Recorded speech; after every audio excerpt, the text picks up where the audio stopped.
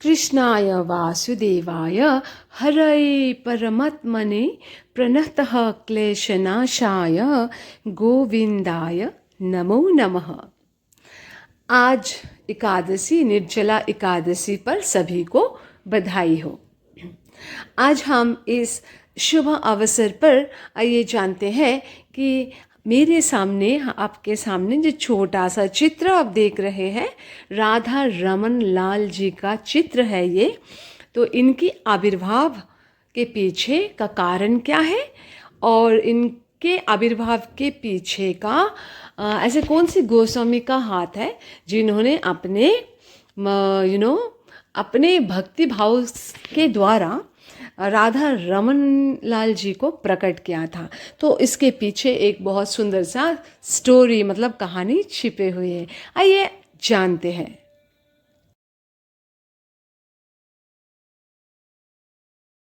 राधा रमन लाल जी कहते हैं कि राधा रमन लाल जी का आविर्भाव शालिग्राम से ही हुआ था। एक दिन श्री गोपाल भट्ट गोस्वामी गए थे नेपाल। नेपाल में गंडकी नदी, जहाँ बहुत सारे शालिग्राम मतलब वहीं से शालिग्राम हमें मिलते हैं। और वहाँ जो दामोदर कुंड है, वहाँ से जब स्नान करने गए थे श्री गोपाल भट्ट गोस्वामी, तो आते वक्त गंडकी नदी के किनारे से बहुत सारे शालिग्राम अपने साथ लेकर आए थे, से 11 से 12 शालिग्राम। वापस आने के बाद श्री गोपाल भट्ट गोस्वामी हर रोज उसे शालिग्राम को सुबह शाम पूजा करते थे। फूलों से, दिया से, चंदन लेपन करते थे, सुंदर से सजाते थे और शाम होते ही सारे शालिग्रामों को बाहर पेड़ के ऊपर टंगा देते थे कपड़ों में बांधकर।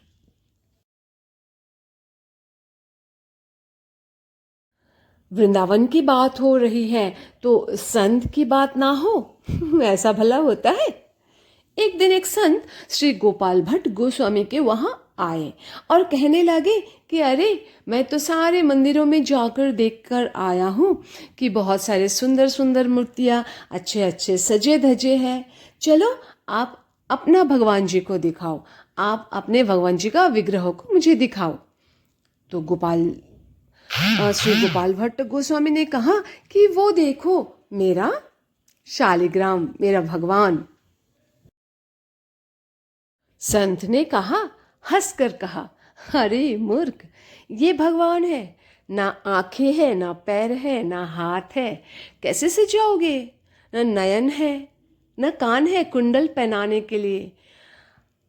ये संत बहुत सारे वस्त्र भी प्रदान करते थे मंदिरों में जाकर और अच्छे अच्छे भजन गाया करते थे, लिखते थे।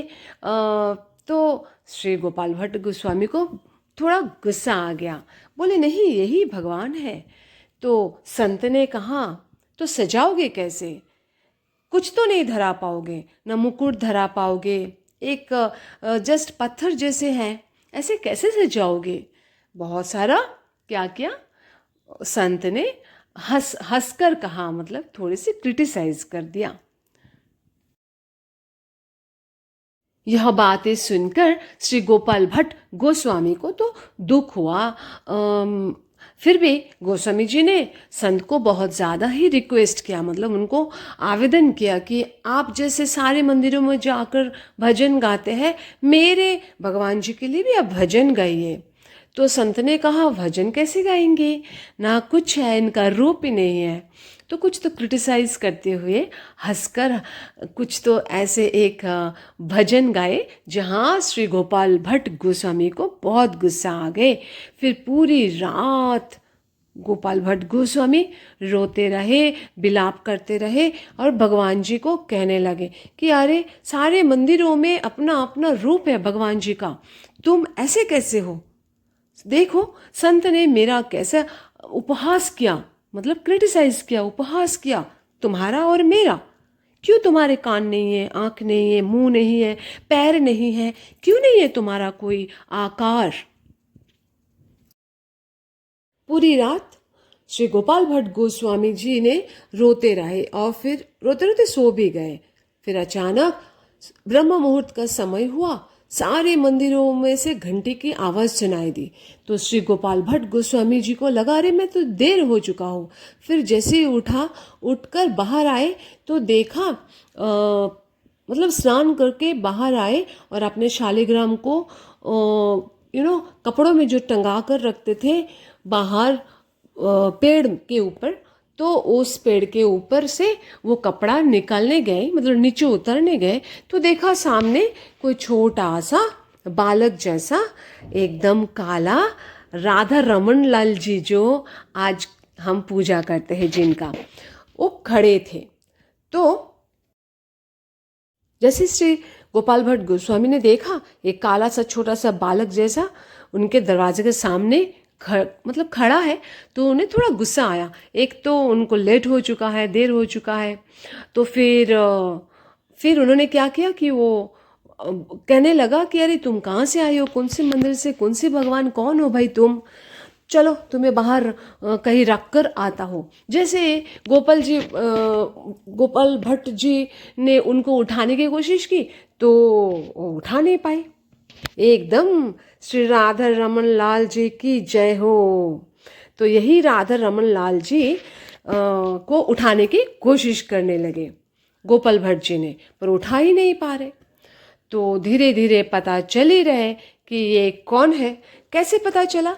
जैसे उन्होंने उठाने की कोशिश की और कमर के पीछे देखा कि वही जो शालिग्राम उन्होंने गंडकी नदी के किनारे से लाए थे, जो हमेशा टंगा के रखते थे, उनमें से एक शालिग्राम यही श्री राधा रमन लाल जी के कमर के पीछे चिपका हुआ है। तो इसका अर्थ क्या हुआ? तुरंत श्री गोपाल भट्ट गोस्वामी को पता चली गया कि उसी शालिग्राम से ये विग्रह का आविर्भाव हुआ। श्री राधा रमन लाल जी की जय। तो देखिए, संत का उपहास, संत का क्रिटिसिज्म, फिर रात भर श्री गोपाल भट्ट गोस्वामी का रोना, फिर ये मिलकर वो छोटा सा शालिग्राम जो गंडकी नदी के किनारे से उठा के लाए थे, और गोपाल भट्ट गोस्वामी ने उनको डांट भी दिया कि तुम कौन हो भाई, ना आकार है, न रूप है, न रंग है, मैं कैसे सजाऊं, कैसे पूजा करूं। तो देखो रातों रात वो कैसे अपना रूप धारण कर लिया, है ना। तो कहते हैं ना, मतलब भक्त अगर सच्चे मन से भगवान को पुकारे, सच्चे मन से डांट भी दे, भगवान उसी भक्त का क्या पुकार सुनते हैं। और भक्त जो चाहता है, भगवान भी उसी तरह से अपना काम भी करता भी है ना। जैसे गोपाल भट्ट गोस्वामी ने कहा कि अरे तुम्हारा कोई रूप रंग आकार नहीं है, तो भक्त की बात सुनकर, उनको रोते हुए देखकर खुद का एक आकार बना लिया, जिनको आज हम राधा रमन लाल के नाम से जानते हैं। और वृंदावन में इनका वास है।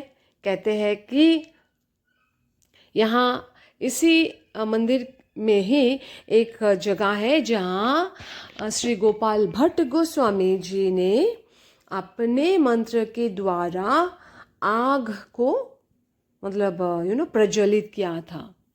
आग, जिस आग से आज भी वही आग से खाना बनते हैं।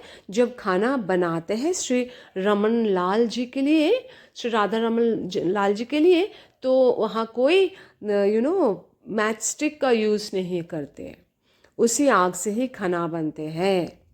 तो कितना पावरफुल मंत्र से वो आग को क्या प्रज्वलित किया था। और ये शायद, जैसे मैं सुनती हूँ कथा में, 550 वर्ष पहले की ये घटना है। तो जब भी हम वहाँ जाए श्री राधा रमन लाल जी को मतलब उनका दर्शन करने के लिए, तो ये आग आज भी नहीं बुझा और कभी बुझेगा भी नहीं। कहते हैं कि कोई भी नेचुरल कैलेमिटी हो, आंधी तूफान कुछ भी आ जाए, पर ये आग को कोई बुझा नहीं सकता। तो जो भी वृंदावन जाए, जब भी हम जाए, इवन मैं भी अगर जाऊं, तो मैं भी कोशिश करूंगी कि श्री राधा रमन लाल जी का दर्शन करें और उनकी परिक्रमा करें और ज़्यादा से ज़्यादा उनके वहाँ नाम जप करें, बहुत प्यार से, बहुत ध्यान से।